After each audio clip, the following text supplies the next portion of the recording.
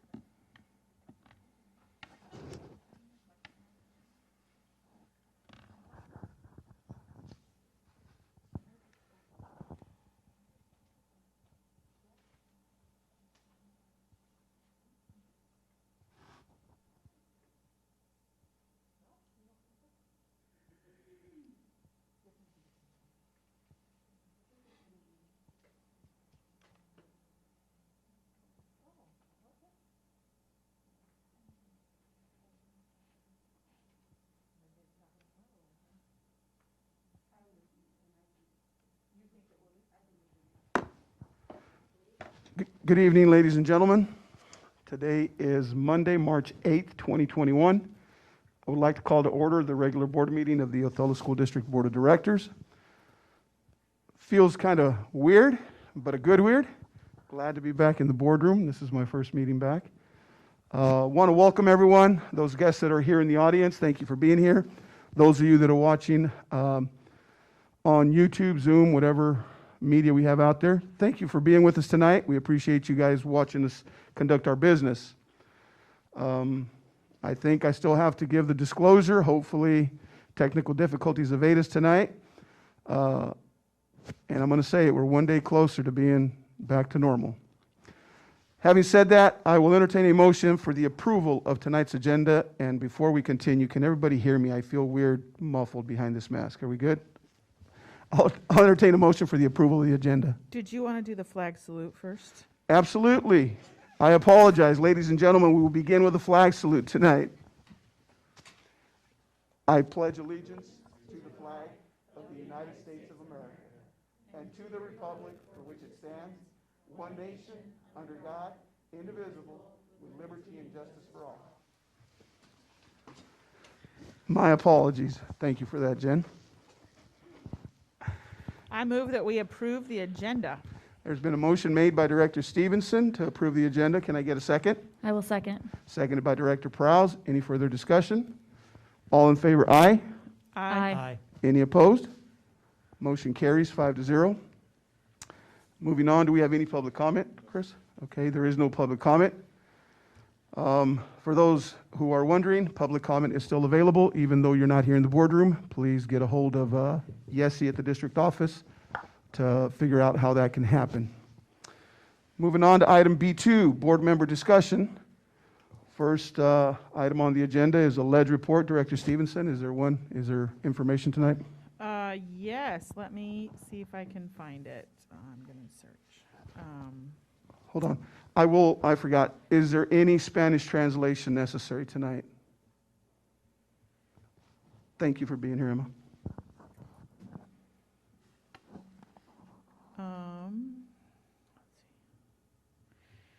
Senator Schessler, I have two different parts of emails that I wanted to read today. Senator Schessler sends out a weekly commentary for the during legislative session, and it's always easy to sign up for that. And he said that just past the halfway point of this year's 105-day legislative session, but the floor cutoff is next Tuesday, so that's tomorrow, because March 9th, because that's a big deadline, because if you don't pass bills out of your own House, then it doesn't get moved on. So his personal bills that he has proposed this year. Senate Bill 5202 would help school districts by allowing them to create a depreciation sub-fund that can receive a transfer of up to 2% of a school district's general fund each fiscal year. So that is going to the House Education Committee on March 12th. I've read through parts of that and how it would affect the Othello School District. Really interesting dynamic. I'm not sure if it's something. Anyways, we'll see where it goes if we want to take advantage of that. Senate Bill 5251, annual effort to clean up the state tax and licensing codes. Senate Bill 5296, technical fix to language concerning retirement systems for Washington State Patrol troopers. Senate Bill 5342, allow mail-in ballot elections for irrigation districts. And 5454 would provide property tax relief for people whose homes were destroyed or damaged in the wildfires to, oh shoot, now I can't remember the name of the city, to a specific city, zip code. And then from WASDA, which is Washington State School Directors Association. Do you guys get these reports from WASDA, the weekly in-session reports? Really interesting, just a general update for the week, and then a lot of other, I mean, the amount of support that WASDA is giving school directors this year is unparalleled. They're doing amazing stuff. I'm so glad that we pay them. I mean, not that we have an option, but very, very beneficial. So House Bill 1208 has progressed out of its house of origin and will be heard in the Senate Early Learning and K-12 Committee on March 12th. It would require that school districts budget and expend LAP funds, which stands for Learning Assistance Program, immediately and temporarily to identify and address the academic and non-academic needs of students resulting from and exacerbated by the COVID-19 pandemic, and at the end of the governor declared state of emergency due to COVID-19 or beginning September 1st, 2025, whichever is later, using the framework of the Washington Integrated Student Support Protocol. And then other ones that affect us. House Bill 1156, increasing representation and voter participation in local elections, and specific ways to do that. Senate Bill 5030, developing comprehensive school counseling programs. Senate Bill 5202, establishing school district depreciation subfunds for the purpose of preventative maintenance. So some very interesting, which is Senator Schessler's, that he had focused on. So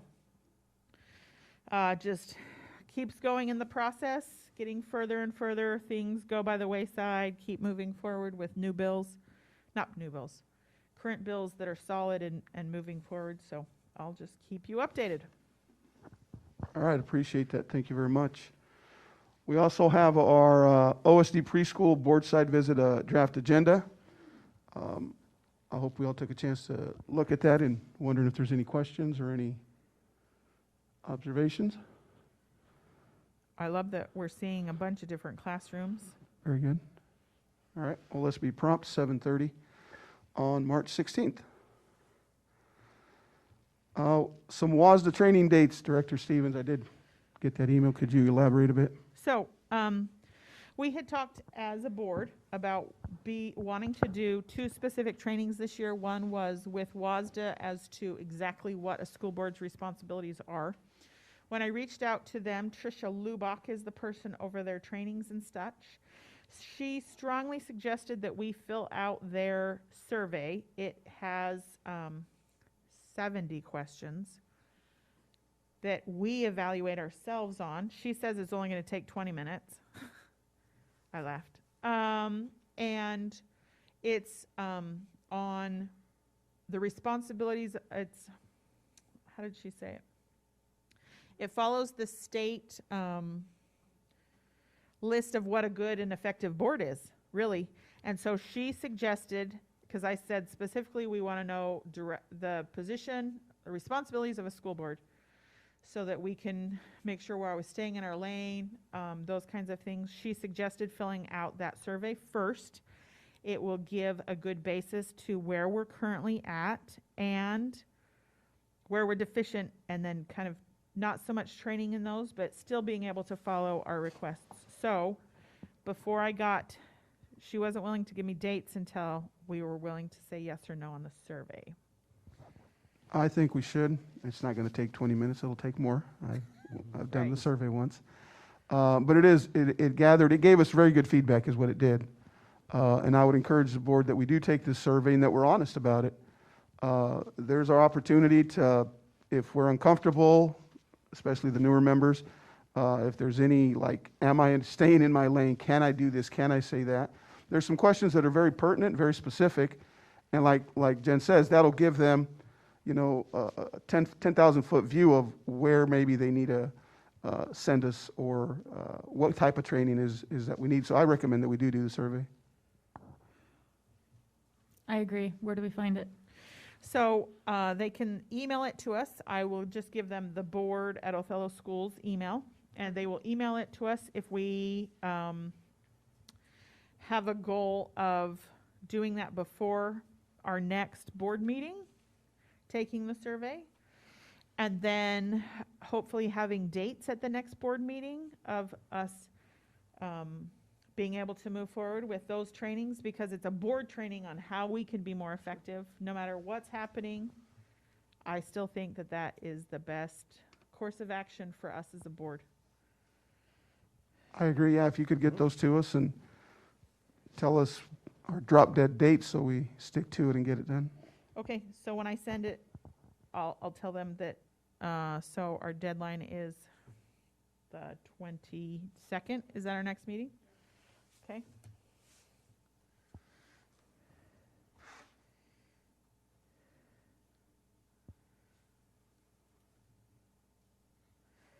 Okay, and then dates at the next meeting for when we can have that workshop, training. All right. Thank you for spearheading that, Director Stevenson. Ken, you wanted a minute? Yes. This week starts PSE, or Classified Appreciation Week. And I just wanted to take this time, with what we've went through over the last year and what we've asked our staff to do and how they have stepped up to the plate, from bus drivers, the kitchen staff, the office staff, the para-educators, how much they have stepped up during this last year to make sure that these kids still get educated. I can't say enough of how much appreciation I have for all of them. And it has just been great to see everything that has been, what they have been doing over the last year. I just want to say thank you again. And I agree, an applause is needed for them, because they have did a great, great job. And Oh, I really absolutely. do appreciate them. Absolutely. Well said, Director Johnson. Thank you, if you're listening, if you're here. It takes a village, and I know it sounds clichéic, and I know a lot of people think it is clichéic. It is not. I try to, as much as I can, I think I shouldn't say the board tries to be as thankful as we can and recognize that every single one of you are an important part of the Othello School District. And yes, we thank you very, very much. Without your contributions, you may think it's not a big thing. It is a very big thing. You may say, hey, well, I wipe the desk down, I'm a custodian, I deliver meals. Well, that is all a part of what we do. It all helps in the overall scheme of the vision and mission of this district. So thank you to every member of PSC that is listening. Have a great week. I'm almost certain your administrators are going to recognize you. If not, I just put them on blast. So have a great week, guys, and thank you. Thank you very much for what you guys do. Thanks for doing that, Director Johnson. Anyone else want to say something before? All right. Couldn't happen without them. I mean, if you can't get the students to the campus, if you can't feed the students, if you can't keep it clean, if you can't keep the building standing, I mean, every single step, all of them, essential. Thank you. Very well. Moving on to item B3, student representative reports. Elise, Lauren, you guys got your order. The floor is yours, young ladies. Thank you for being here. Hi, can everybody hear me? Okay, so I have stuff from the high school. Next week is miniature homecoming. We're gonna have dress-up days that include city versus country, workout wear, St. Patrick's, Hawaiian Day, and Husky Pride. On the 17th, we're having Buff Puff, of course, within a limited capacity and following COVID guidelines and everything. And the game will be streamed for those who can't make it in person. All week there is a school-wide scavenger hunt where you can scan QR codes, and when you find all 10, you're entered into for a prize. And on Friday, we're announcing who was in the homecoming royalty court. Volleyball is doing super well. I'm super proud of the girls. Football lost on Friday, but they're still excited to be playing and practicing and having a limited number of guests. And they will be playing again this Saturday at Union Stadium. Thank you. I have reports for some of the other schools. So at Scootney, they celebrated Read Across America last week, and they did dress-up days and some classroom activities in their classroom, like reading aloud to the students and things like that. They're going to begin their next round of assessments to hopefully show the progress that the students in their school are making. At Waihitis, the kids and teachers were excited to bring back the tradition of celebrating Read Across America also. They also did dress-up days and had fun in their classrooms. At the preschool, they just finished their winter testing, and at the site visit, they're going to share the results for that. Their students also dressed up for Read Across America last week, and I go to the preschool often. They were so cute. The being in person for them is helping a lot. They're making lots of progress with those little kids. At MMS, they're planning dress-up days for next week for Down Syndrome Awareness, St. Patrick's Day, and March Madness. And that's all I have. Thank you. Unless you guys have questions. No, thank you very much. Appreciate you guys staying on top of stuff and bringing information back to us. Appreciate you guys. Thank you very much. Moving on to item C1, required approvals. I will entertain a motion to approve tonight's required approvals. I have a few questions before we get there. Okay. So under, let's start with accounts payable. Can you go into that, please? And go to Lawrence Oil.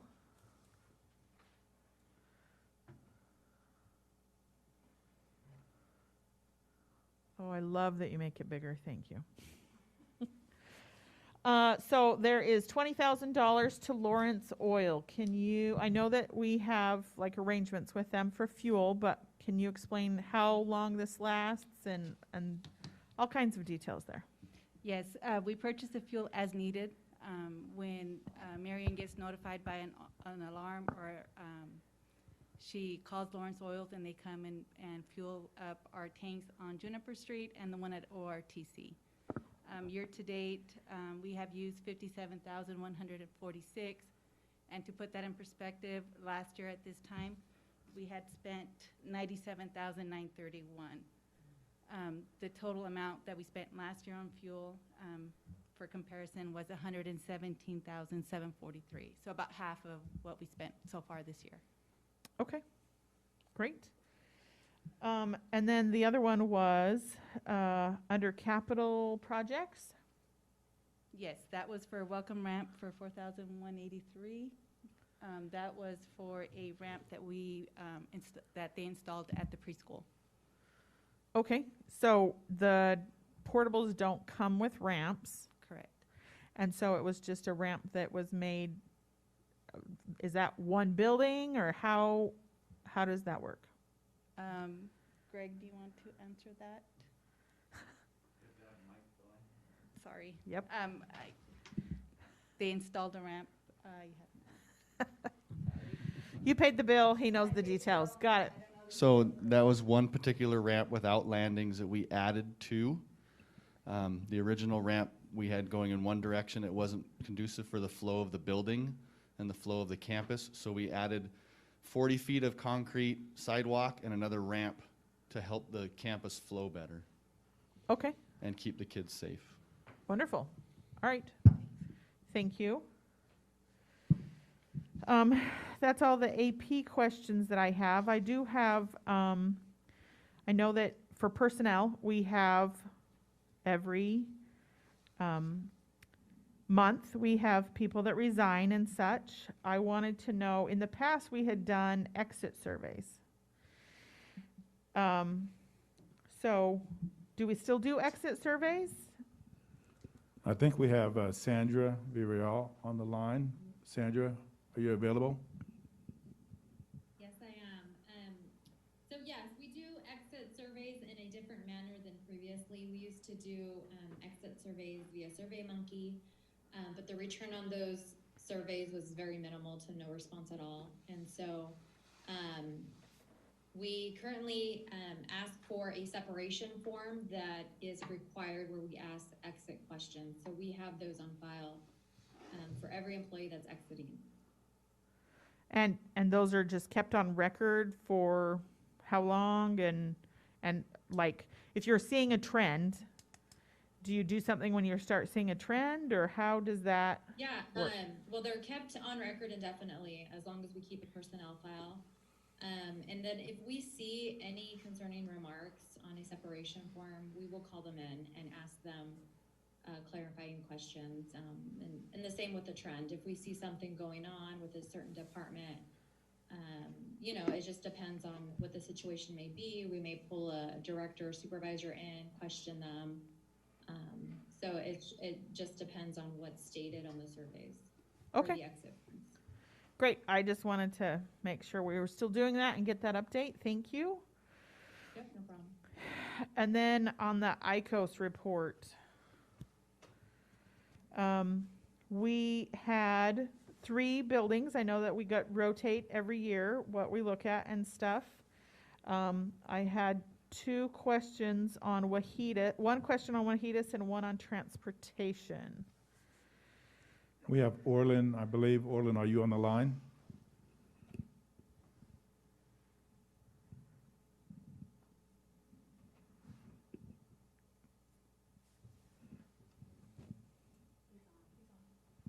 Give us a second, he's on.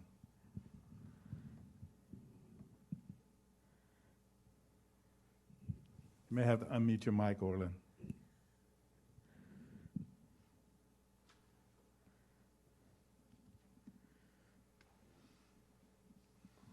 Can you hear me now? There we go. Yes. Perfect. Thank you. So, can you go to the Wahidas report? Okay. So, keep going to the page of multi-details one. I think that's, What was the question? I'm sorry. we're not there yet on the Okay. screen, so, let's see, I think it's the last one. There we go. So in the little box for Wahidas, it says what last year's building condition assessment is and what this year's is, and we went up by 1%, which is awesome. That would be awesome if we went up in all of our buildings on the percentage of how the building's doing and stuff, but how do you go up? There are so many different ratings on that entire building. I don't know that, there's, I'm doing like, I don't know how many of those. I would not remember what changed there that made it go up or down. It could be something really simple that was in the report area, in the condition area, Okay. that I just rated differently than I did the year before. Okay, that makes sense. And so who, do you rate these every year until we have to have the consultant rate? Yes, I do. And how often does the consultant have to rate? They have to rate the required buildings every 6 years. I believe we have one coming up next year, and then I think a couple coming up a year or two after that. Okay. Great. Those are the specifics that I had for all of the required approvals. So does anyone else have any? No, I was just going to say, hey, Orland, a repaired sidewalk, a repaired wall, I mean, those things could contribute to your rating, correct? It isn't necessarily an addition or a huge remodel or anything like that, right? No, the smallest things can change the rating. I was thinking of the, like, at the transportation building. I probably rated it here a few years ago as especially on the asphalt, as not being real good. And so then we came in and did a bunch of crack seal, which could have raised the rating of that area, but I wouldn't necessarily say that it would, because I mean, you can go right there to the district office in your parking lot and see where we put crack seal on, and within a year or so, all the cracks are back open again. The crack seal really isn't that effective. And with Wahidas, I mean, with the transportation building, with the issue the ground issue, I wouldn't have rated it high because I know that it's going to continue to be a problem. Very good. I just want to make sure that these things are being looked at, and we appreciate the hard work that goes into that. Thank you. I know these are very meticulous by the length of these reports and everything you're looking at, so I appreciate it. You're welcome. There is a lot to it. I move that we approve the required approvals. Okay, a motion's been made by Director Stevenson to approve required approvals. Can I get a second? I will second that. Seconded by Director Johnson. Any further discussion? All in favor, aye? Aye. Aye. Any opposed? Motion carries 5-0.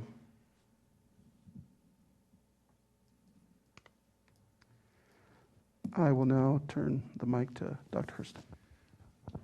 We are happy to announce that we have a new Executive Director of Business and Finance. Thank you so much, Board of Directors. Her name is Amy Suarez, and she's here this evening. And we're going to ask Amy if you just come up to the mic again and just share a little bit with the board and the public about yourself. Hi, everyone. I'm Amy Suarez. I would like to thank God, the Othello School Board of Directors, the interview committee, those who challenged me to believe in myself, and the superintendent, Dr. Chris Hurst, for the opportunity to serve as Othello School District's Executive Director of Business. It is my pleasure to accept this position and provide you with continued support in the business and financial department. I have lived in Othello my whole entire life, and I am committed to this community and to the Othello School District. I graduated from Othello High School as a migrant student, which was not easy, and it pushed me to work hard, and I have never stopped. In a sense, I see myself as a representation of the students that we serve, and as I like to say, I am OSD. During the past 12 years as the fiscal coordinator, I have gained knowledge and experience in the world of school business finance. I know firsthand all aspects of this job, and each day I will continue to have learning opportunities as the challenges of the position are met. With my dedication, my integrity, my work ethic, and most importantly, the support of my family and my finance team, I will continue the tradition of providing outstanding service to the district and to this community. Again, I want to thank each one of you, and go finance.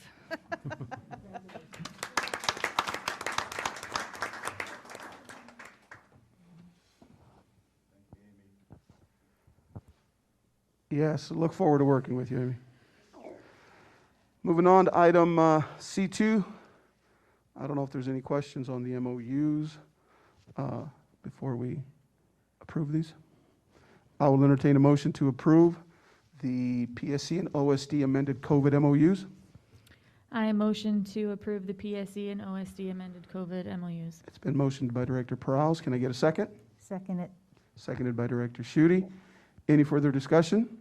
I will have to abstain from this vote because I have a wife that, or a spouse that is a member of PSC.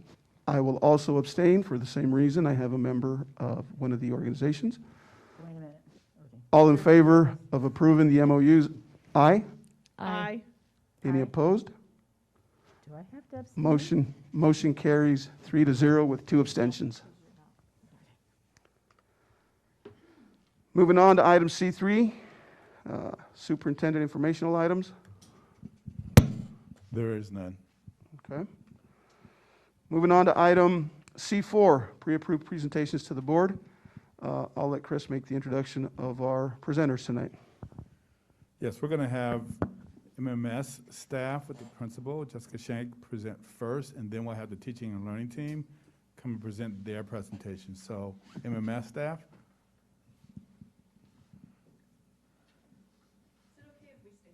Oh, yeah. Absolutely. We'll try to stay 6 feet apart as we do this. Well, good evening. It is wonderful to see all of you. We had the pleasure of hosting you last week, as I'm sure you remember. And I'm really excited because this is the last year we had, because of COVID and school closures, we had to do our site visit with a recorded video. And we didn't really get the true site visit experience. So the fact that you get to see our work live this year and we get to talk to you live this year is a real treat. Go ahead and go to the next slide. So today, if you come to McFarland, we have students getting instruction in several different ways. And this is just a breakdown of our student body. So between 7th and 8th grade, the students who we have attending in the morning, in the afternoon. We also have a small number of students who have chosen to use our learning management system, staying online. With special education, we have a small number of students who attend all day long. And you can see that we've got a large 7th grade group, slightly smaller 8th grade group. And right now we feel like we're doing a pretty good job meeting the needs of each of these groups. The next slide. Before we get started, I want to just give a kind of a moment's pause to looking at our past, especially when it comes to data. We're very aware of where we've been. As you can see, since 2014, our data has been very flat. We haven't gone up, we haven't gone down, and we know we need to make changes to make that work for our students. It would be really easy to look at numbers like this and say, well, that's the elementary school's fault, or that's the parents' fault, or that's the student's fault. And we know that we can't control a lot of those things. What we can control is what we're doing at McFarland as a staff. And so the presentation today is to let you know exactly what those things are and what our plan is for improving those scores once we're able to finally take tests and get that data going again. So the presentation today is going to focus on 2 main parts. The first will be the district priorities of teacher clarity, social emotional learning, and project-based learning through the lens of how they also meet the board ends. We'll, just really quick, we'll also end with some of the data that we do have, again, specific to the ends. And with that, I got like so excited about the fact we're doing this live, I forgot to introduce my wonderful, wonderful team. So both my assistant principals are here, and I'll let them introduce themselves. I'm Mrs. Dunn, Brenda Dunn, and yes, like she said, I'm one of her partners in crime, and Brenda, assistant principal. I'm Carlos. I work at the middle school. No, I'm a product of the community like Amy, and it was great to hear your story, and congratulations. So I'm here to speak to everyone. I have Brenda helping me out to give everyone some information of what I'm going to present on regarding social emotional learning. And when COVID happened and we were shut down, what we learned over the summer is just this huge importance around restoring relationships with our kids and how important social emotional learning is for our students. And so what we did is we invested some time and work and training into Character Strong, which is really our character education program that we've adopted at McFarland, or actually it's still a pilot, but we love the program. We absolutely love the program. And some of our training over the summer helped us with the Character Strong Relaunching Relationally Roadmap, which is something that we use for the first few weeks of the school year. And it really helped us to support our kids in our priority around best supporting the emotional well-being of our students. And so after we went through the roadmap for the first few weeks, we continued with Character Strong's advisory curriculum, which is, as you see on that orange tab, or actually in that front page, that serves as a parent letter, which gives really good information as to what the program is around these 8 essentials or these character traits that we want to instill in our kids. We believe in these character traits. We want all kids to have them and then some. But it also helps us to instill the social emotional skills that you see in that document. Now, if you go to that orange tab now, that also goes into deeper information of what it's Character Strong and the SEL connections that is really important. I know we spoke to you about this last week in your site visit, and I thought I didn't do enough justice to really tell you what this program was about, so I wanted to share this with you tonight. So now that you have that information, if you go to the green tab, so on top of Character Strong, which is our advisory curriculum that we share and use with our kids to instill these important character traits, we also have the Mustang Way.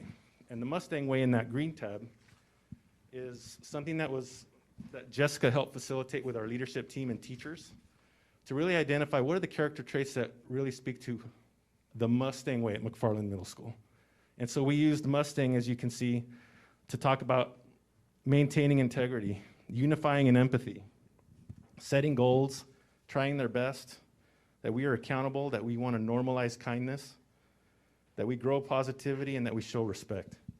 And so what we also try to do to create this culture of celebration at McFarland, which is something I've always tried to do in my practice as an educator, thanks to Denise Colley, who is our instructional coach, with our admin team and some amazing teachers that we have here, we nominate students to recognize them for representing the Mustang Way, or one aspect of it.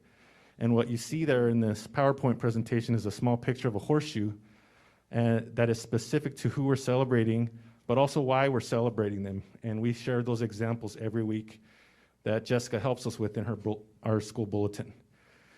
What you see on that right one there that says awesomizers, that's a term that we were able to pull from the book Culturize. It was a summer reading that we had last year.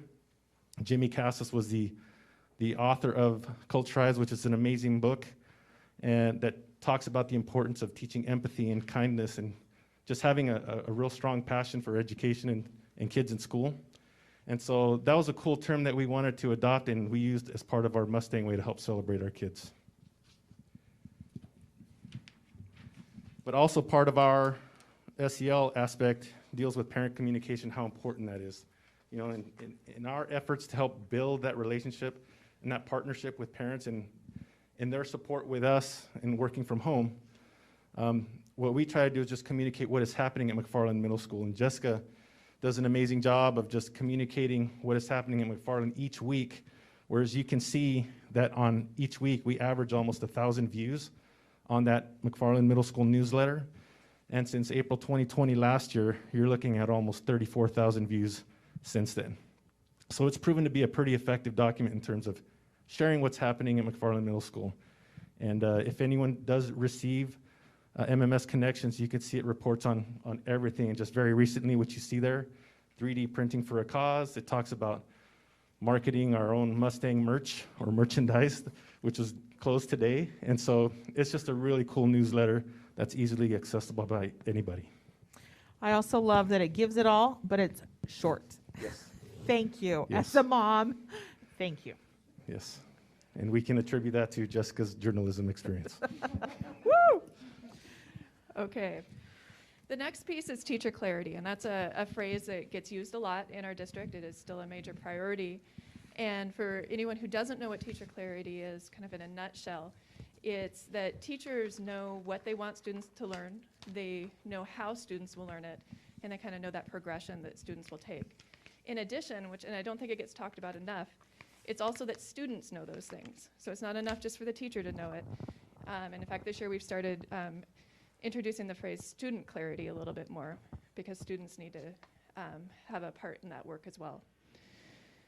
So as we've talked about teacher clarity, we have pursued it through trying to strengthen our professional learning communities, or PLCs. And that's when, in normal times, when we had late start Mondays, when teachers were doing their work, those were PLCs.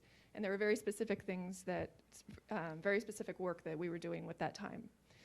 The 4 questions that you see on the screen are the traditional questions around PLCs. And the first question, what do we want students to know? That's really ties into teacher clarity. So on the next slide, there are a couple examples that come straight from the halls of McFarland just this past month. So the first one, 8th grade science, you'll see a list of success criteria. Success criteria are those things that students know they have to do in order to prove that they've done the learning. And it's really clear, and it's something that a student could check off and say, yep, I can do that. Nope, I can't do that yet. That's what I need to ask for help about. On the right-hand side, you see a 7th grade math example.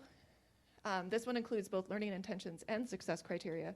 The learning intention is what they're learning, and the success criteria is how they show it.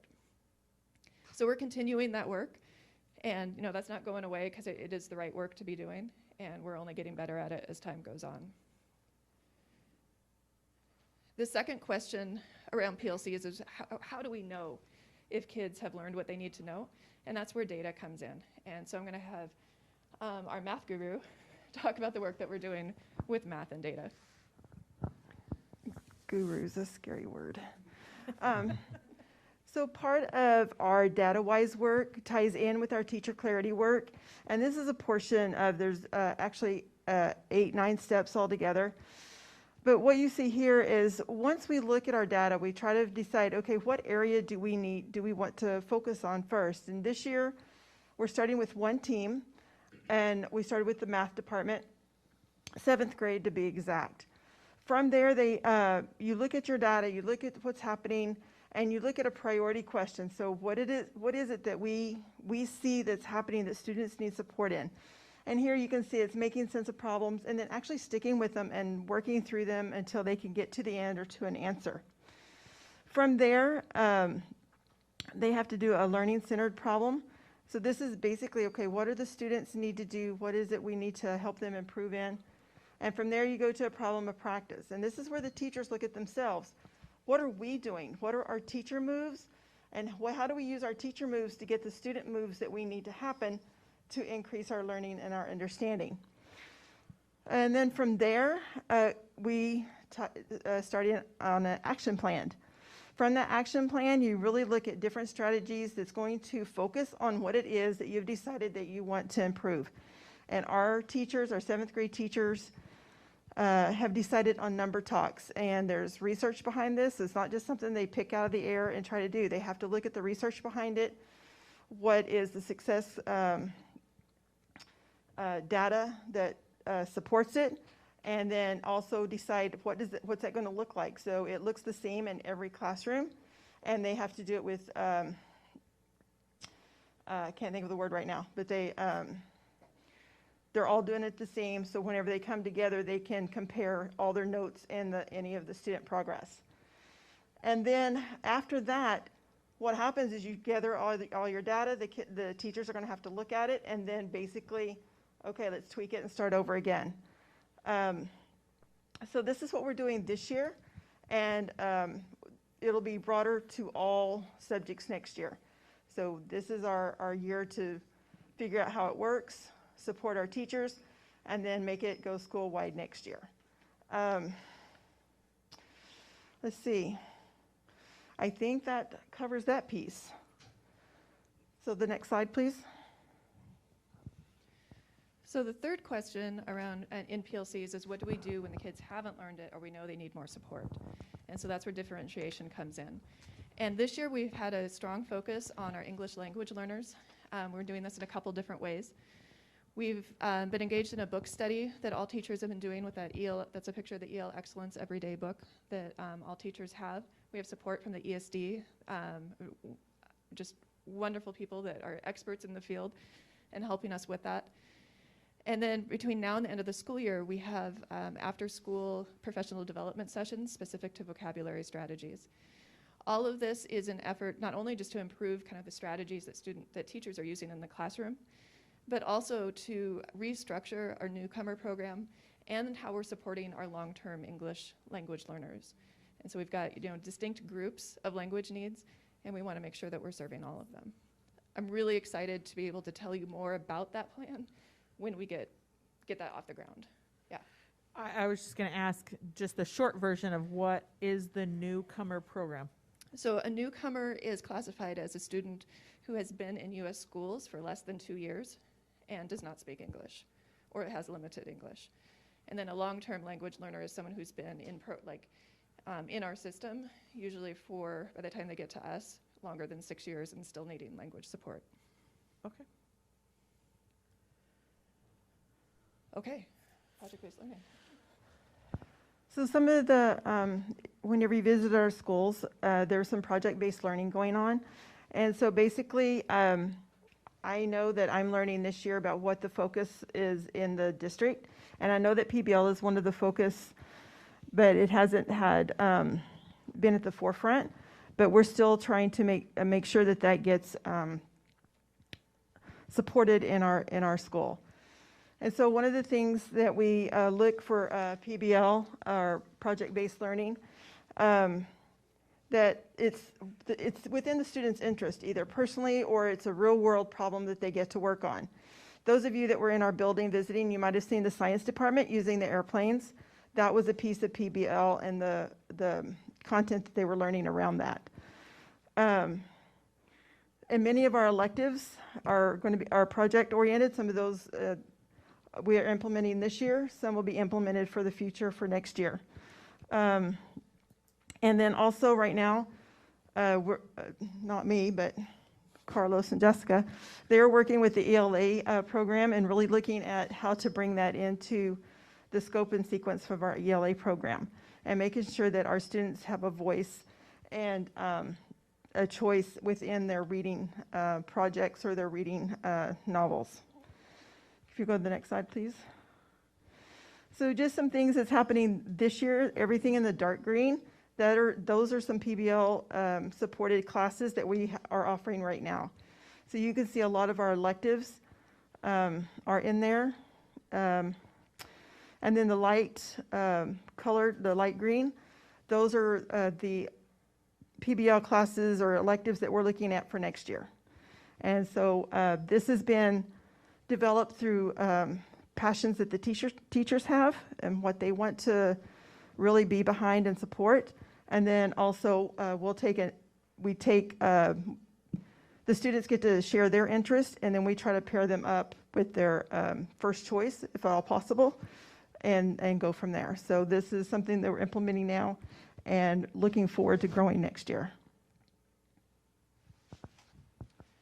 Okay, so to wrap up, these next two slides are slides you've already seen. They were presented by the teaching and learning team either earlier this month or last month. And this is comparing our STAR reading from what the students took in September to what the same group of students took in January. And I feel like this is significant because we've been really worried about what our kids are getting or not getting with online learning. And we were encouraged to see that we're not losing a whole lot of ground. And we're really excited to see what we're able to do once we have the kids in person for testing this spring. The next slide is so this is 7th grade. The next slide here is 8th grade. 8th grade math there actually got a little bit of a bump, so that was exciting to see. So we know we're on the right track. We know we have a lot of work to do yet, but we're the right team to do it. And by the team, I mean the three of us, all of our teachers, all of our classified staff. It's just one of the best groups of people to be working with on this. The last slide here is, we kind of just picked out some of the things that we know are in the ends. So Since we started back in person on January 19th, we've had 93% attendance. We know that's not where we want to be, but we're getting, we're starting to get into routines and, building our students' capacity for coming every day. Discipline's been great. Overall, you can see that 99% of our students have not had any actionable referrals. 85% of our students attended fall conferences. And while that's lower than we've had before, I mean, you think back to the fall where we were still trying to figure out all of the ins and outs of what's okay, what's not okay with bringing people in. We were pretty happy with that number, and we're gearing up for spring conferences here after spring break. And then lastly, sports started finally just last week, and 25% of our student body is participating in fall sports, and spring sports should be starting right after spring break. With that, I'd like to echo what Director Johnson said about our classified staff. We're definitely celebrating them this week. They are just a cornerstone of what we do. We couldn't operate one day without them. So thank you very much. And if you have any questions, we'd love to hear them. Awesome. I'll now let the board ask any questions, make a comment on our visit. Now we'll wrap it up after a while. I don't have any questions, but I want to tell you this first time getting to just see the information now instead of before is so exciting to see it, and versus, not that it wasn't exciting before, but we kind of had a preempt of what was happening. We're seeing a lot of great information. I think that the visit was really great, and even having the PSC come and speak with us, that was a really good start there. And I think we saw a lot of great stuff happening there. So yes, when they were doing their paper airplanes, the enthusiasm of the kids, that's what we want to see. So thank you very much, all of you. Thank you. I have a question. Carlos, so just to clarify, you sent this character strong letter home to the parents? Yes, that was made available to all the teachers in advisory to make them available to parents. Perfect. I'm assuming because you're awesome, you also had it translated? There is a Spanish copy. Perfect. I left the middle school feeling super inspired. You guys are a great team. You can tell you guys work well together. You all have the can-do attitude of like, listen, 2020 and now 2021 has dealt everybody like a really raw hand, but you guys have just risen to the occasion and done so great, and it was just really inspiring. Carlos, he was my escort around the school, and you can just tell like there's a passion in the teachers. The students are happy to be back. Everybody who works at the middle school, it seems like they've been there since I went to middle school there, and they're just great. It's just, it was really inspiring. So thank you for hosting us, and congratulations on just being the best. Like, it was really great. Go for it. No, go for it. You're good. Ken, did you? Okay, I just have to echo. Thank you. It was a great visit. It was exciting to sit down with the kids. That was a very diverse group of kids, very exciting to listen to them all. It was just absolutely great. We got to see a transition between the classrooms and see how smoothly that went within the 3 minutes. And it was also nice to see you're also teaching them how to use a roundabout early. So It was cool. Right. and it was just great. And like I said, you can see the excitement on the kids in the classrooms and their engagement, and even the teachers on how much they say that the kids are taking in right now, even though it's half a day. It's great.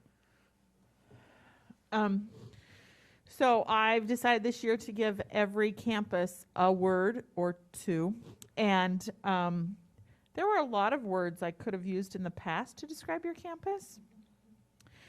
And those words are no longer the words. And in fact, I want to give you guys two.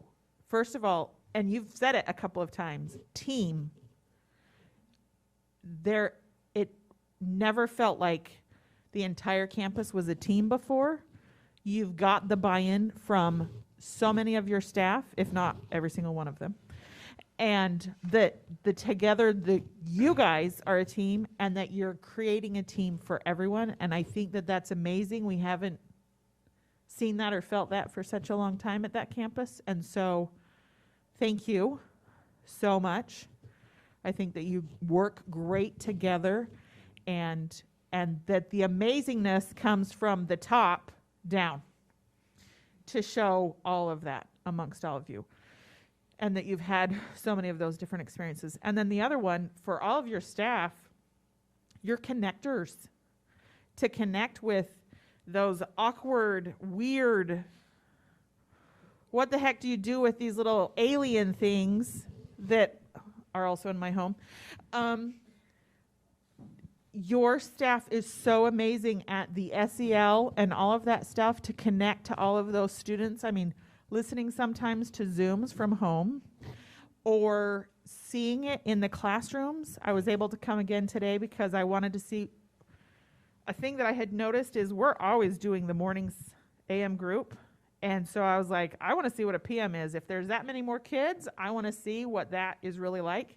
And so that was amazing to see. And the PMs are just as great as the AMs, but they're so concerned about, I heard whole child so many times from all of the staff that it was obvious that it's all about the connection to the adult, and the education's not going to happen if you don't have the relationship there.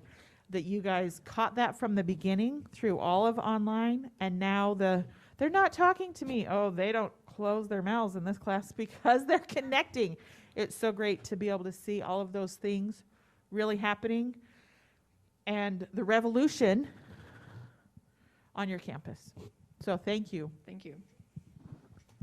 Okay, and Jessica, I just didn't write this down. I've been oodling as you guys are making your presentations, so just so you don't think that this is pre-prepared or anything, and I know that when I direct myself to you, your style that you've demonstrated, you're gonna share it with the folks behind you, but I commend you. You've received some verbal accolades directly to me about the things that you've done at MMS, and whether you think it goes unnoticed or not, it does not.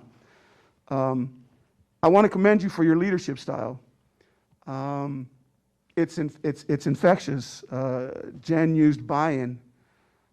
It was really palpable. It was, you could sense it. Going from a school where we needed, or we sent an assistant superintendent to go try and help, to finding the right person to start this revolution, transformation, whatever we're going to call this, to seeing what we saw and felt the other day is amazing, and I want to congratulate you for that. I'm sure you felt out of your comfort zone when you were assigned or given this task. You may have thought, what's going to happen here? Well, the guy upstairs was looking after you, was able to surround you by the right people. Your message, your style was received, and it is evident in the things that are happening. I commend you for accepting what your current reality was, or what it was at that campus for 4 or 5 years prior to you guys getting there or becoming this great team that you are today, and acknowledging that you got some work to do, but you talk about grabbing the bull by the horns and not being afraid. You guys have demonstrated that. The assertiveness, the assuredness, which all three of you speak with, is very encouraging to see. And I'm sure that transmits to anyone that you guys have come across, whether they're educators or just all the classified employees and everything else. You guys are a stellar campus. You guys are doing great things. Thank you for allowing us to visit. It started with technical difficulties, talking to teachers, and then telling us that they can't get kids to talk. And I was like, how can that be at a middle school? But when we went to the classrooms, it is the case right now. But when I went behind the students, they were actually engaged, wanting and willing to learn. So that doesn't just happen. So the things you are doing are obviously working. I encourage you to continue doing what you're doing. And like I said, Jessica, I know you're not going to take the credit yourself. You'll share it. But thank you very much for being the leader at MMS, and continued success going forward. Thank you very much. Thank you very much. Thank you very much, MMS. Appreciate it. At this time, we're going to open it up for our teaching and learning team led by Pete Perez.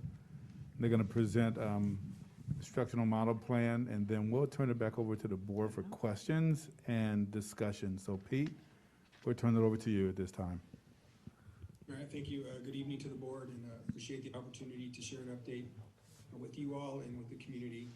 It was about 1 year ago today. Hey, Pete, is it okay if I just say thank you to you as well for your input at MMS and being a part of what we witnessed tonight and on the site visit? Thank you very much.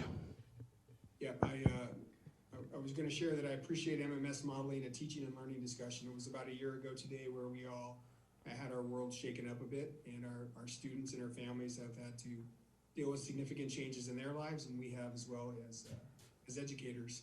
But it was certainly a growing experience for me, an excellent opportunity to partner with good people at MMS. I'm proud of the work that they're doing there, and I'm proud that I got to play a small part in helping them think about the work, and excited to send any kid to that campus. There's good things happening there. Today I wanted to share with you a brief update about where we are with teaching and learning across the system. So if you go to the next slide, please. Just want to share that we'll be celebrating some of the success across the system because there's a lot to celebrate. We're going to review the current reality. These guys can. And then talk about a traditional transition update, communicate a timeline with the board, and certainly entertain some questions about where we are in the process. The first slide is just, first 4 slides are just a series of images that I'd like to share with the community and with the board. If we could go to the next slide, you'll see that we have had an opportunity to create some partnerships. We had some folks come in and help us with meal support throughout the year. We've developed a strong partnership with Adult Community Hospital. They have really been a great partner in providing vaccinations for our employees who are interested in participating in that. And so some interesting opportunities to make the system better because our kids need it, right? And we've had a chance now to have them back on campus. The next slide provides, I think, just a bit of a glimpse in that all the hard work that we've done, just go up one, please. All the hard work that we've done to come back to campus and to make it feel as normal as possible, that we take some time to have some fun. We continue to look for opportunities to celebrate and to be nice, right? And we also should remember that our kids are always watching. They're watching how we treat them, and they're watching how we treat each other.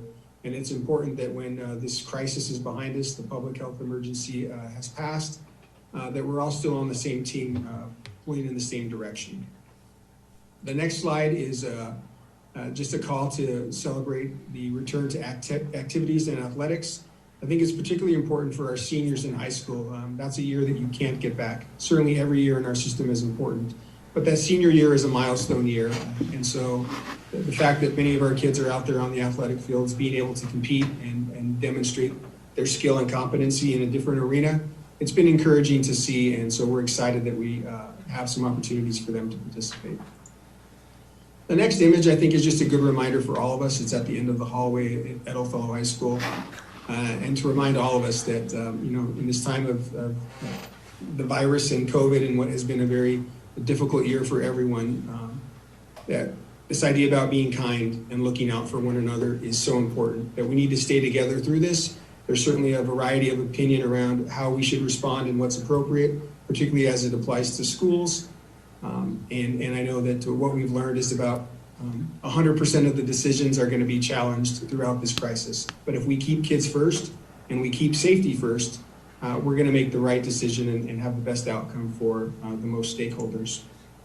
Jumping into the heart of the presentation, I do want to remind the board about the instructional models that we've shared with you from the beginning.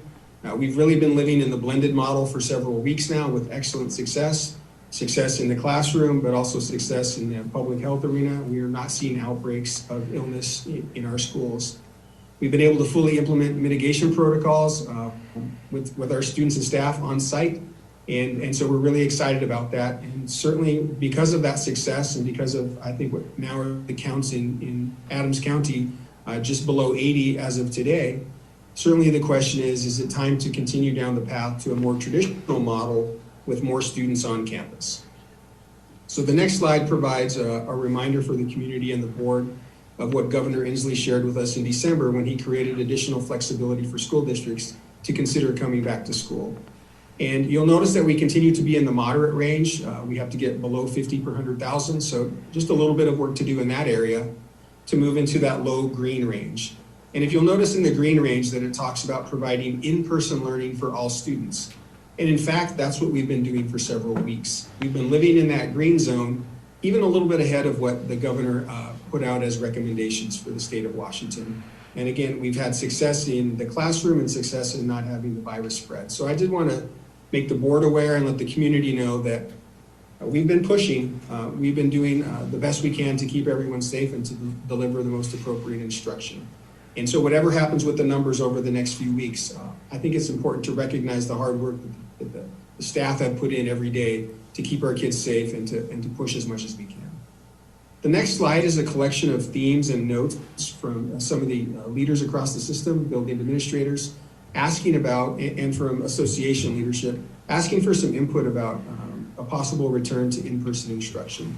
And what you'll see in the themes is really a celebration of things are going pretty well.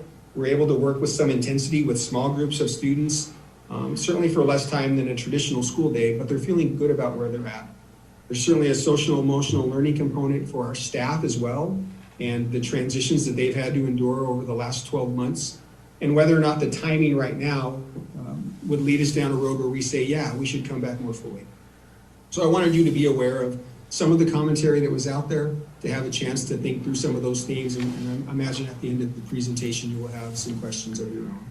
But I did want to share with you how this presentation was developed and the content and collaboration that went into what is the next slide, which is our recommendation. So this idea about what should we do now, certainly we've been in this collaborative process with OSD operational leadership that includes stakeholders from every piece of our organization, listening to them about what are the next steps we should take. We're here tonight on March 8th giving you an update, and we're going to share with you what we think we should do, but also commit that we're going to continue to look at the numbers, we're going to continue to look at what's happening across the system, and then decide when it's appropriate to come back. And I think one of the ways we've been thinking about the work most recently is we're not interested in coming back to normal. We're interested in coming back to something better than before we went out. And when we make that determination, we have to think about the impact not only on the students and the families, but on the staff as well. So prior to, I guess, getting to that timeline of saying, let's come back on August of 2021, we would say that at each board meeting moving forward, we would provide an update, take questions from the board, certainly hear your responses or communications that you're having with the community to decide if we should in fact push a little harder. But what you should be aware of, particularly in the 7 through 12 grade bands, based on current guidance around the 6-foot rule, some of the other parameters related to lunch service, and quite frankly, the schedule that's been created, 7-12, we had to create those schedules so that we could get enough students on campus, even in a blended format. You cannot undo that work, particularly at the secondary level, with credit accrual and some of the options that we've put together in consolidation of classrooms. An example for the board would be, prior we might have had 2 classes of 20 or 25 students. To create these compressed schedules, we would have put all those students into one classroom where you would end up with 40 or 45 or 50 students. If we decide to come back in a more traditional way, we don't have a classroom that can accommodate those number of students, and we can't undo that schedule. It's just not the nature of how schools work. So 7-12, the barriers are pretty significant. Come back in a fully operational, normal school setting. K-6, we certainly could have the conversation, but the parameters that the Department of Health, particularly the local Department of Health, they indicated to us last week when Sandra and I met with them that they were not interested in moving away from the 6-foot social distancing rule. And the CDC guidance today, even for folks who have been vaccinated, there continued to be guidance in general settings, including schools, that they were not backing off on the 6-foot rule either. I know that there are state associations, WASA is an example, who is asking for flexibility from that guideline, particularly for schools. And certainly if we get some flexibility there and the numbers continue to be low in Othello, I think we'll have to respond, specifically K-6, to see if we can bring more kids on campus. But I would end with just letting you know that right now our planning is to continue to press hard, to continue to have teaching and learning discussions and think about what's happening in classrooms, provide as much face-to-face service for as many students as possible, and as the numbers and guidelines dictate, be able to adjust and move forward. But that's our recommendation as of today. is that we would hold off until August of 2021, run a significant and robust summer school program to ramp up, and hope that the vaccines are widespread enough, the numbers are down enough, that we could come back to a better educational system in the Othello School District in the fall of 2021. So we'd certainly welcome questions or comments from the board about the state of the system and perhaps some guidance on next steps for us. Go ahead, vote if there's any questions. I've got a few questions. How much bigger will summer school be this year than in years past? Yeah, that's a really good question. Summer school won't be significantly bigger, but it will be very different. In the past, we've run summer school in a consolidated version. We would, and I'll talk case 6 specifically, we bring all the students to one site, we hire staff from the various sites, we spend some time sort of building relationships, getting to know who those kids are, trying to respond to individual needs. What we're going to do this year is we're going to run a smaller version of summer school at each elementary site. Those will be operated by the current building administrators. We're looking to staff them with people from those schools. So kids, staff that those students already have significant relationships with. We think that will enhance the offerings that we have for summer school. So it won't be a whole lot larger, but it will be more, it'll be more efficient. It'll be more intense. It'll be more specific for the kids on those, each individual campus. At the middle school, traditionally our participation has really been very limited. Students who were trying to get caught up for a high school experience, but they don't have the pressure sort of the credit accrual that you would have at the secondary level. So in meeting with Jessica Schenk and her team at MMS last week, they have some ideas about creating perhaps shorter experiences for kids, 1 to 2 weeks in length, so that we could offer more services to more kids. There's a particular interest in making sure that every kid that comes through that system is prepared for success when they get to 9th grade. So there will be some additional offerings at McFarland Middle School. It will feel a little bit different for those students. But those improvements were needed even pre-COVID. At the high school, I don't expect that we would have a significant increase in the number of students. The flexibility that the state provided with Do No Harm last year and our ability to deal with incompletes and potential failures, we're not seeing a dramatic increase in the number of Fs that students have there. So it will be a pretty similar number to what we've offered in the past. Will summer school also be on an AM/PM schedule, or will everyone be able to go at one time, and how long will that session last? Yeah, summer school is about a 20-day opportunity right now. Whether or not it will be an AM/PM model, I think will be driven by the class size that we're designing now. We'll have to get creative to make sure that we could offer it in a whole day model. But again, I think some of those are unknown until we get additional guidance from the Department of Health. If they truly do give schools flexibility and go down to the 3-foot rule with masking, we'll be able to run, I think, some full day offerings. If they don't budge on that number, it will be difficult for us to offer a full day experience for enough students. Okay, going off of the 3-foot guideline, if they do end up relinquishing the 6-foot to a 3-foot, at that time, is our K-6 program interested in going into a full-time model? I understand for 7-12, it's probably not feasible in this school year. Yeah. Just to be honest, I started reaching out and asking people this question. And people have reached out to me to give me their opinion. I try not to only stand on my own passion and my own thoughts on where we should go in a certain direction. And everybody knows I was very vocal about wanting to come back to school. From the 40 or 50 people that have either reached out to me or that I have reached out to, only one of them have said that they would like to return to a full-time schedule. And so whether I think it's the right thing to do or not, that has not been the consensus that I have found. And so I'm curious the district's position on if they do lower to a 3-foot rule, is that something that you would like to move forward with on the K-6 model before the end of this school year? Yeah, I think absolutely the want to is there. We certainly have seen that Sandra's done an excellent job of coordinating the vaccination for folks that are interested in that, and that makes them feel more comfortable. So perhaps after spring break, we would be approaching the efficacy period for post-vaccine for all of our employees who requested that. Those who aren't requesting that certainly have made that choice.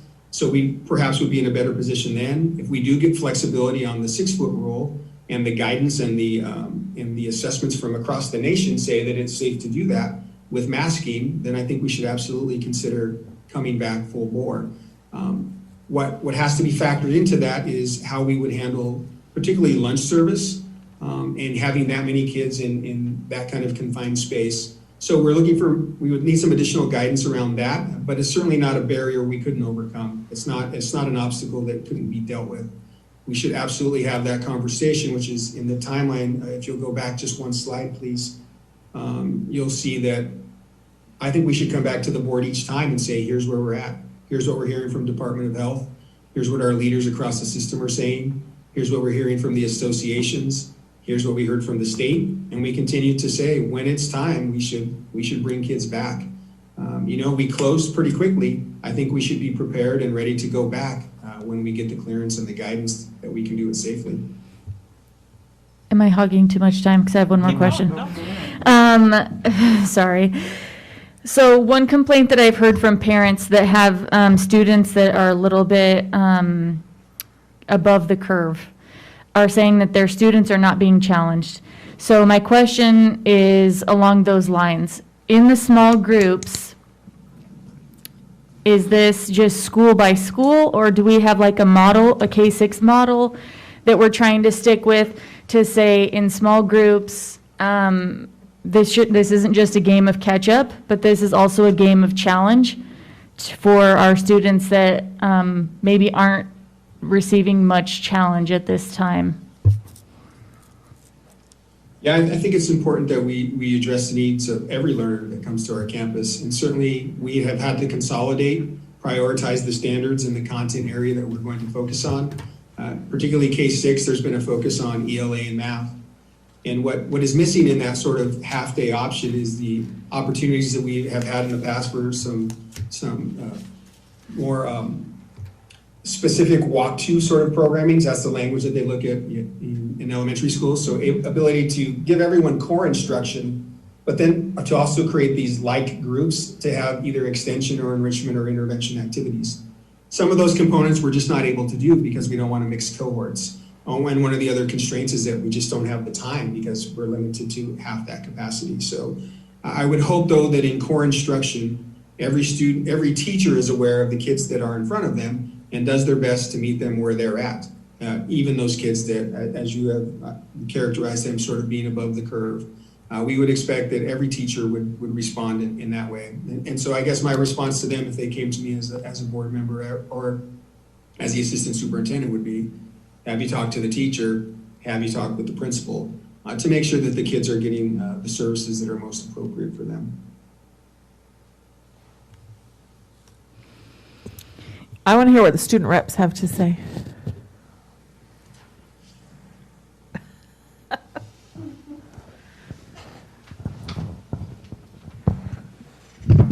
Now's your chance, Lauren.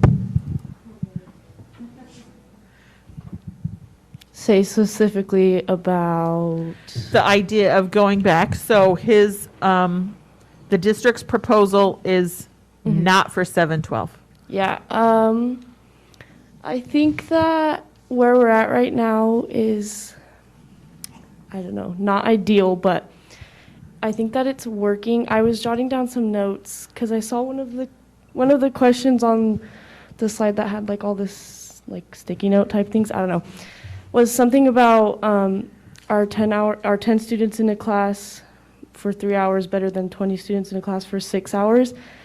I think that especially at the high school, like having the smaller classes, I've heard from several students say that it's really helpful to them, and that like just being a smaller class, they feel like they get more time with the teacher and it's more beneficial to them. And so I think that right now for where we're at, I think it's working. I think that if we went back in a big group, it wouldn't be as beneficial, especially with COVID. And I think that some people wouldn't feel safe with that, so I don't feel the push to go back as much from students. I don't think I've been hearing very much for that.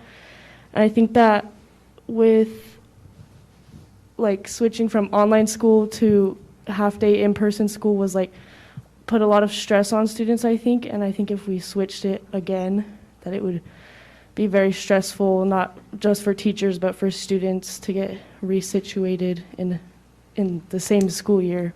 So. Yeah, I have the same opinion. Like, I think that there's not enough room for us to combine AM and PM. I think that the one-on-one time is better with less students in the classroom. I don't want another change. I don't want to have to keep helping people with their schedules. No one understands, you know? I think that we found a good system. We found what works. I think we should just stay right where we are. I know that a lot of students had to take up jobs, especially us seniors, you know? And it's not fair to have to make them quit their jobs or go to part-time and cut that income that they need. And it's also just easier on the students to have half days. There's more time to go to practice. There's more time to do your homework. There's more time to do chores. I think that we should just stay right where we are. I'm sorry. I'm going to go one more time. And it's not even to say that I have a question, but just more of a hope. My hope is this, that if we do stay in our current schedule, my hope is that the students are being challenged not only for the 3 hours that they are in class, but in the time that they should be doing homework. And I'm not sure that on a K-6 level that that's happening. But I think that maybe if we decide we're going to adopt this model and stay here for the foreseeable future, that's something that my hope would be that we could improve that a little bit. And I know we have beat the meal topic to a pulp, but that would also be a hope for me, is that if we're staying in this continued model, we have heard from our student reps, we have heard from our middle school students, we have heard from parents. Our meals, to no fault of our faculty that work, or our staff that work in the kitchen, but our meals are just not a system that's going super great right now. So that would be my hope, that staying in this model, that we could improve that and make sure that our students are being challenged in the time that they're not in the classroom as well.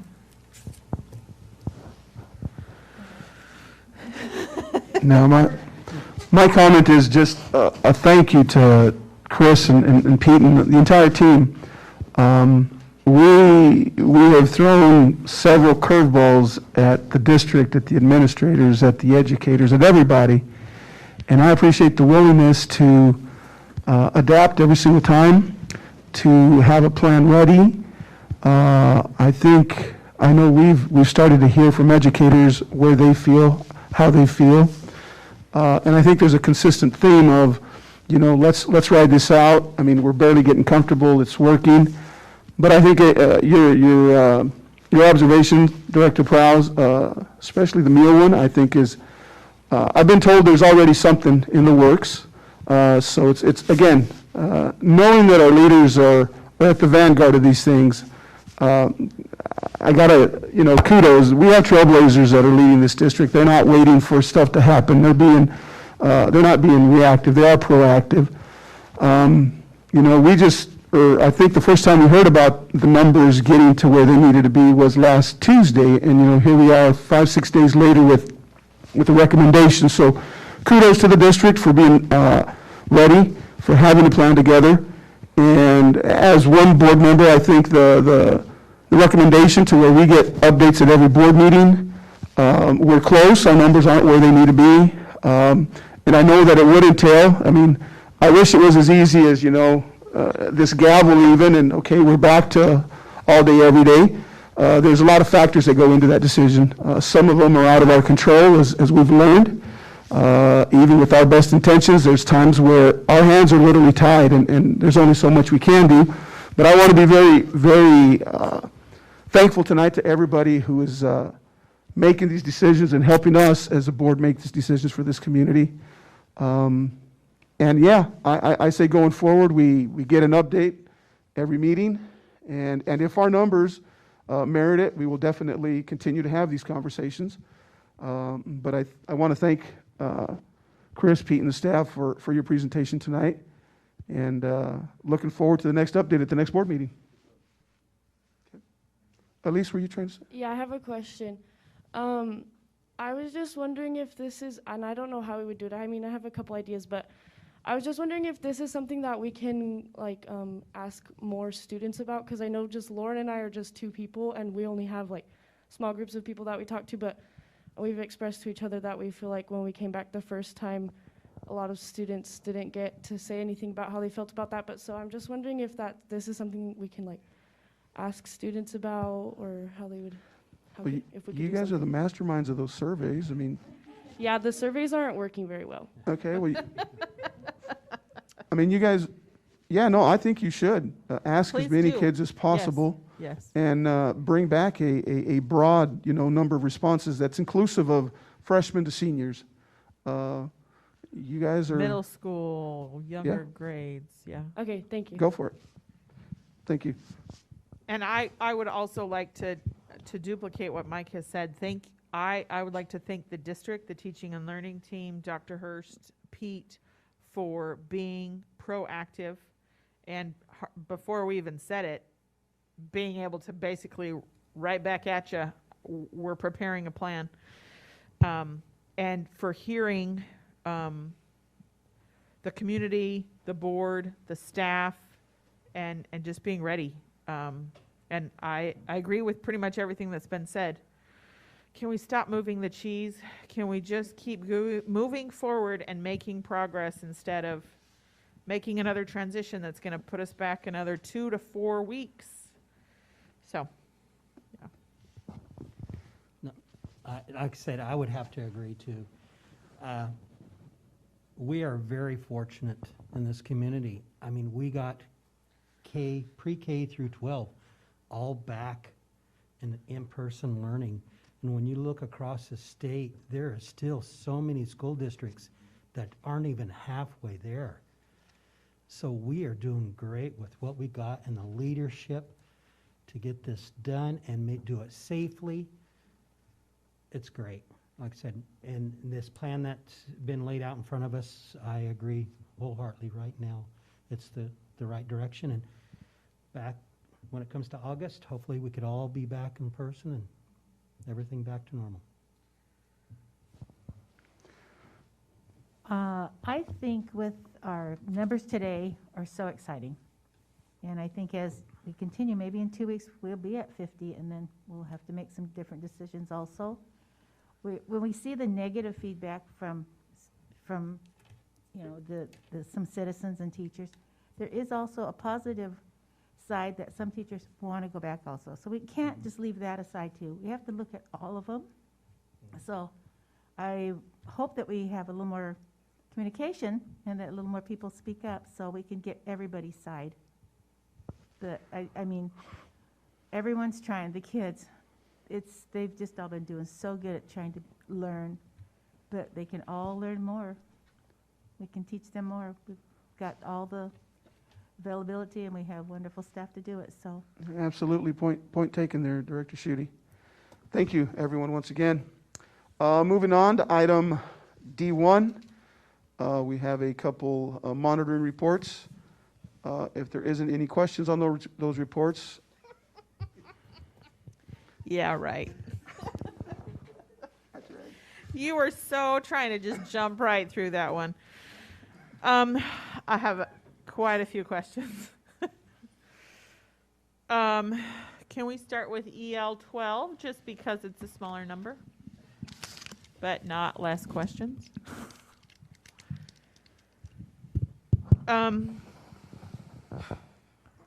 So first of all, it said that there's a tech advisory team. I think that that's an awesome idea. I love that idea and applaud that. I don't know how long you've had that, but thank you, because it gets a whole wide range of views from a multitude of different places in the district. On page 7. So this is a multi-page report, if anybody looked at all 71 pages. Okay, so it talks about the drivers, the servers, there was so many words that sometimes I had to ask my kids what that meant. A physical server, how many so it says that you want 8 new ones, and that a lot of different things about the servers, that you have a few that are ending and getting to the end of life. How many physical servers do we have now? How many are at the end of life? What's the cost of a server? These are things that I don't have any clue about. Okay. So we have roughly around 9 physical servers. Okay. And so a server, depending on what you want as far as like hardware involved in it, it can range anywhere between 4,000 and a huge server might cost you 15,000, right? Depending on what's in the server, whether it's hard drive space or the little buttons that make it go, or the little hardware that makes it go faster type deal. So it really depends. So on this plan here, you'll see that we have 2 servers already coming to the end of life, and so those 2 servers will be roughly around. We have to get some estimates, but I'm assuming they'll be around 7,000 a piece. And stuff. And so what those servers will do is they'll replace 2 aging servers that are in our virtual environment. And so that's where those 2 servers will go. Okay. And so there's 5 servers that control our whole virtual environment, and which there's probably a good 35 to 40 virtual servers within those 5 servers. And so that we call those business critical, because if we don't have enough resources, then we'll probably lose some servers, as far as not losing them physically. They just won't turn on because there's just no resources. So the plan is to replace 2 of them. So that way we can upgrade those 2 servers to our most current VMware software to run those to have all those servers on the same version of software for that virtual environment. So I assume that we periodically need to add more servers because they do awesome, bigger, better things, and that you're not, I guess my biggest concern is hearing that there's multiple ones, and that we're not we're going to get all of them this 1 year, and then in another, what was the length of life for them? 4 years. 4 years we have to go, we're getting all brand new ones again. Yeah. So we're cycling through. Correct. And so that's those why, like the Chromebooks. Yeah, correct. So I think it was either last year or the year before, we had replaced 3. And so instead of doing them all at once and causing this big old bill for the district, I kind of like to break them up, so that way we're not seeing this huge price tag every 4 years. It'll be a small minimal price tag, probably every other year. So that's what I kind of tend to do in that department. So. Okay. Can you go to page 47?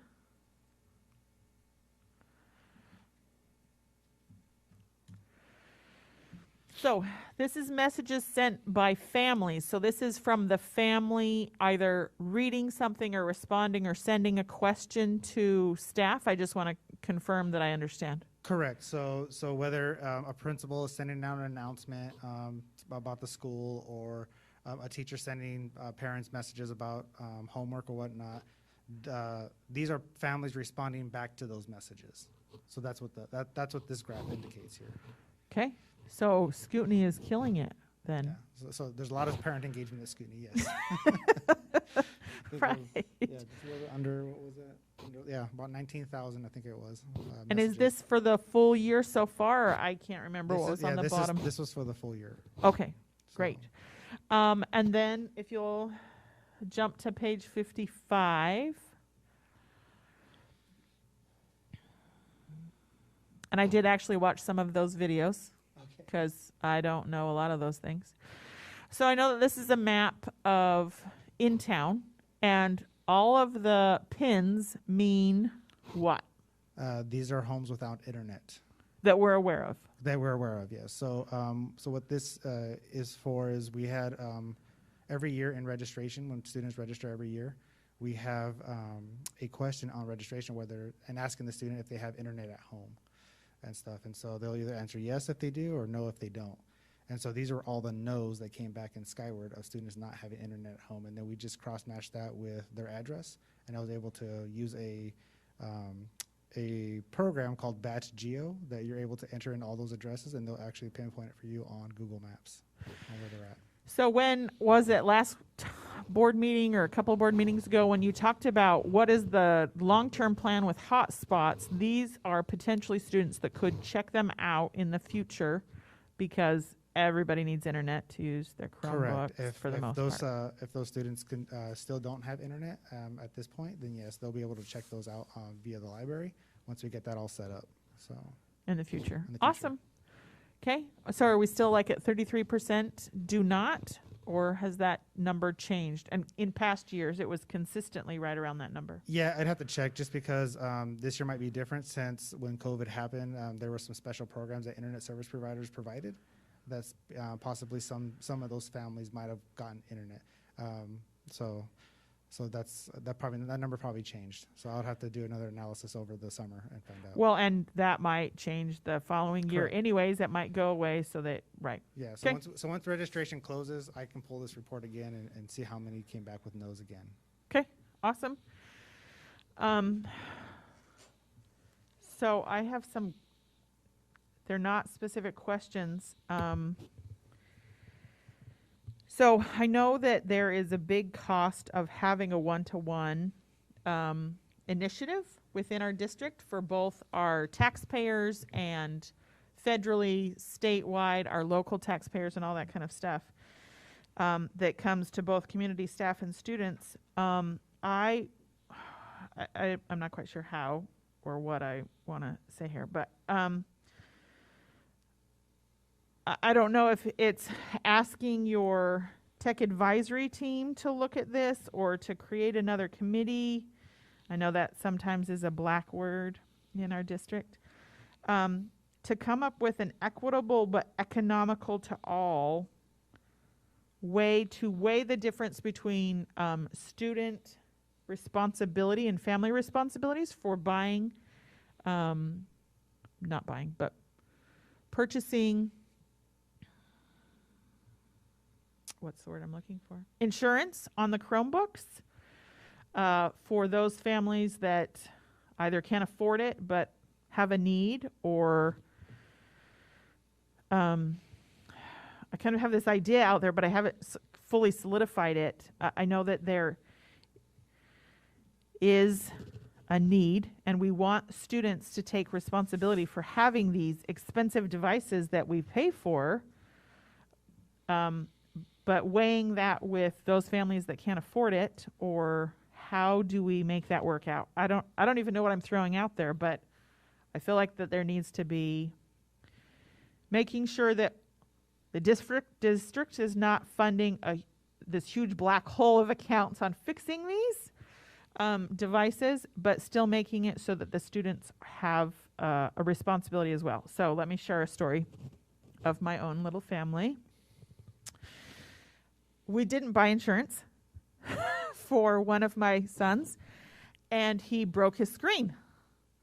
Then decided, oh crap, we better buy it, because then we found out it's a $160 bill because he had a special touch screen kind. So then we got a loaner while that one was being repaired. He broke 2 days later the loaner screen after I had bought insurance, and I was like, oh, but we have insurance, and then found out the loaners don't count for the insurance. So my son gets to pay for 2 screens now out of his own pocket that we need to send up some kind of lovely payment plan for him. So just, and I'm sure I'm not the only family that has these lovely experiences. And that's just one kid's. Then there's a whole charger cord issue that happens at my house. So I wanted to see, I guess, the district's perspective, Rigo, your perspective, without it being, it's not your fault, but fixing these could become a black hole for our community. Yeah. Because a large portion of the expenses for buying these and having a one-to-one initiative falls on local taxpayers. So I guess I'm opening it to other thoughts. I, for one, think, without trying to sound harsh or anything, that the district is doing right by offering them at no cost to them. I want to empathize with your particular situation that perhaps may be other families, but I think where it's offered equally to all families, that it's not, to my awareness, there isn't like a family plan on the insurance. If you've got 5 devices, you pay less or whatever, it's per device. I think as a head of the household, I realize that if I buy 5 cars, I got to insure 5 cars. So if I've got 5 Chromebooks, I need to insure 5 Chromebooks. Is there your request to where either the district or the IT team is going to come up with some magic money? There's a fund to help needy families. I mean, and I don't like that term, but families that need extra help, perhaps. Maybe something they look at and come back to us and say, you know what, guys, we've exhausted every avenue, and our program or our plan is what it needs to be. I mean, I'm okay with that. But where we're being, it's offered equally to all our students. I think the plan is good. But is there a way to perhaps look at something like that? I mean, I think that'd be totally up to them to consider. I was just looking at a GP6, Mike, and just some information for the board. The board does have the authority to form a committee, and I know you don't like that term, Dr. Stevenson, but you can charge the district to form a committee to investigate and then bring back information to the board. Okay. That's up to the board. It doesn't need to be a vote. There needs to be a decision on whether you want to charge the district to form a committee and what the charge specifically will be. What information would you like us to bring back to the board? I think that it's not just an IT issue. I think that there's a financial component, and are there grants out there even available for families that cannot afford but need to have the insurance? Maybe looking into some of those kinds of things so that there's an option for families that, or maybe even, I'm not trying to propose or tell you what to do, but like a $60 max for when you have multiple students, or all kinds of different things like that. A family plan, or I don't know. So I think I hear you saying maybe bring back options for households that have X number of people in the household, and what that plan or options may be for the household as it relates to insurance. Farmers offer some multi-car discounts, so. So the board would have to agree on the committee. So it just can't come from one board member, Mike. The board would have to agree on the forming the committee. I'm okay with the formation of the committee, Chris. What I don't want to do is exert a lot of work on you guys. I think that the request is pretty specific to see if there's some way that we can incorporate a family discount. You would come back and say the family or the household qualifies for this reduced fee if there's 3 or more, something to that effect. I don't know, Director Prowse, I mean, are you guys open to just students? An investigation into that? They may come back and say, you know what, our program is A1, top notch, and we're good with the way it is, but you know, maybe we've opened some eyes or ears and something comes of it. I'm open to the committee as long as I'm not on it.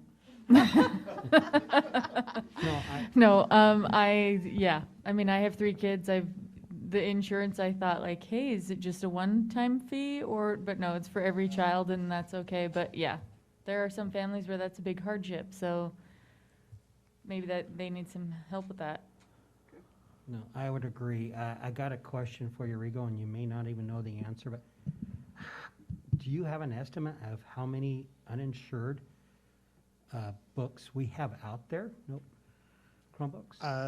I don't know what that number is. That report, I think, could be pulled from a program called InTouch, and that's something we have probably to get with the finance department with. to find out how many people opted out of that. Yeah, that would be an interesting one compared to the number of Chromebooks that we do have and how many are actually uninsured. So it sounds like you're being Yeah, charged so to form a committee. So I have talked to Director Stevenson about this before. I just need a consensus from the rest of the board that we could move in that direction.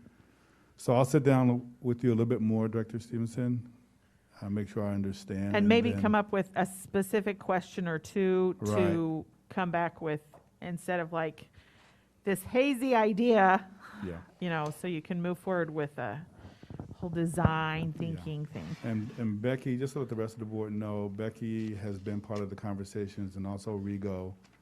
So we'll bring them back in and then bring other people to the table as well. Clarification from you also, Director Stevenson. Perfect. Okay. Another aspect of technology that has nothing to do with the way that the report was given or that how our EL is currently written, but I want to propose something to the board of, do we feel like that the EL is currently written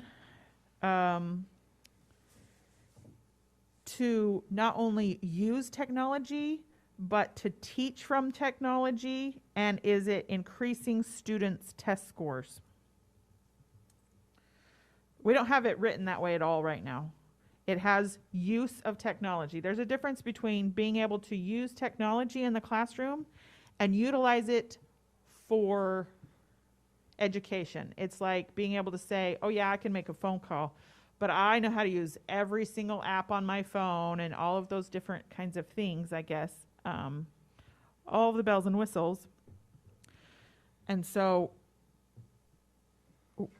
I guess, to what end are we wanting to use technology? And I know that there's been amazing trainings that has happened by seeing the 4 pages of options of all kinds of different technology that IT has taught from.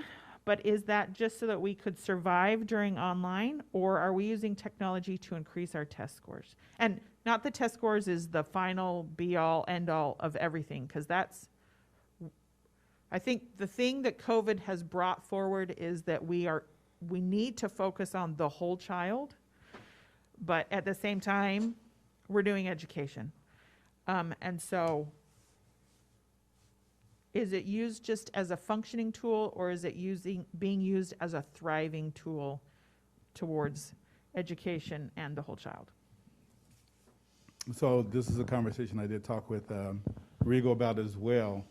I haven't had a chance to talk with Pete about this or the principals, but part of our conversation is there are a number of different integration frameworks out there. So we've talked about the SAMR model. There's a PIC-RAT model. There's a TIM model that I just shared also with Rigo.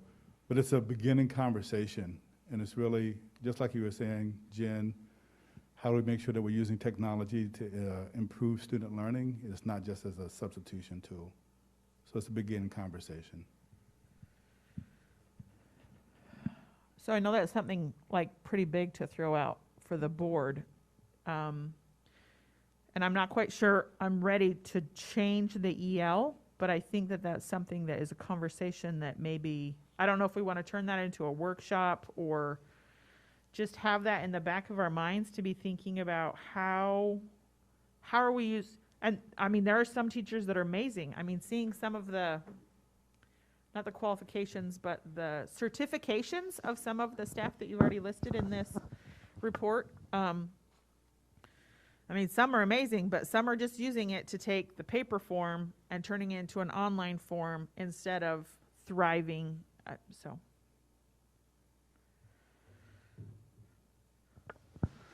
As we all know as a board, we can revisit these ELs at any time. I think you put the plug into the rest of us that if there's something that we have doubts about, or if there's something that we want to incorporate, amend, any other questions besides the ones you've posed, let's bring them to each other. Let's keep each other abreast of what we're thinking. And if a change needs to be made to the EL, we can do that. As I read the EL, I think it's very broad. I think it's very specific. But I know last time we revisited this, Director Stevenson, it was like,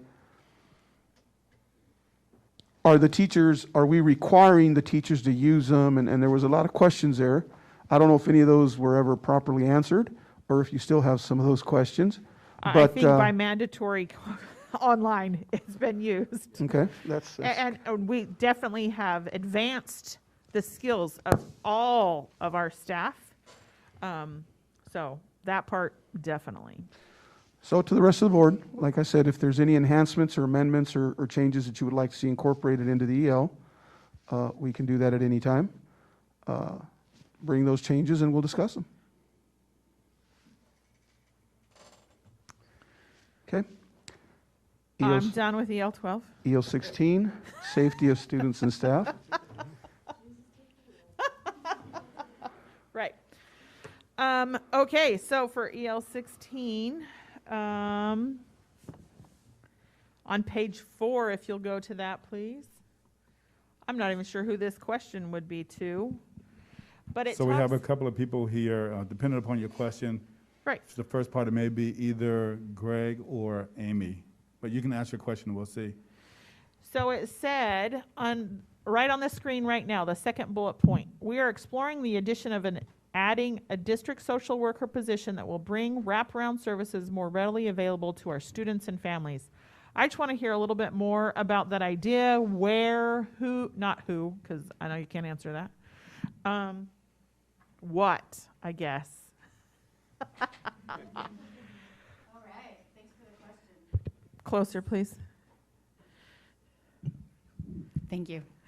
So I think even before COVID, there's been some discussion about bringing in a social worker. Our counselors in our district,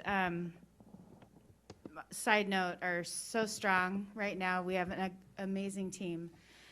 But they have so many tasks. And one of the things that we've kind of identified is that we don't really have a comprehensive network, like a one place to go to for services kind of on a district level.